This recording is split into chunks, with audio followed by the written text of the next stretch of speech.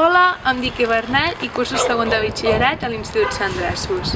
El meu treball de recerca es titula La transhumància de l'Alt Empordà al Ripollès per les carrerades mil·lenàries i està tutoritzat pel professor Jordi Galí. Què és la transhumància? Doncs la transhumància és l'activitat ramadera que estableix el pastor de l'alta muntanya fins a prop del mar. He triat aquest tema perquè el meu avi, per part materna, ha estat des de sempre pastor transhumant. Per tant, creia convenient fer una recopilació de part de la seva història i part dels seus companys pastors transhumants per deixar constància d'aquesta activitat ramadera que actualment s'està perdent.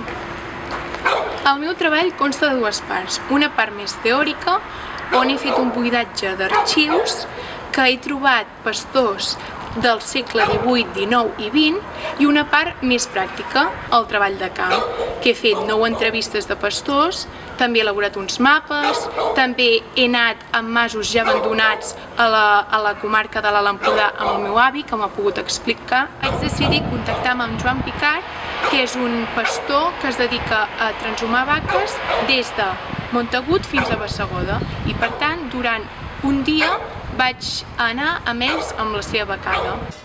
A més, també vaig anar amb els germans Moixa, que són un dels últims pastors transhumants. Dues activitats complementàries que també vaig formar part van ser la donada de sal, que tracta de donar sal a les vaques un cop cada 15 dies durant l'estiu, amb els Moixa i amb els Picart, i també vaig anar a Sant Gil, a la Vall de Núria. Una de les conclusions més importants que he pogut extreure del meu treball és que m'he adonat que s'està acabant aquest món, i a més m'ha fet veure com vivia realment aquest ofici el meu avi.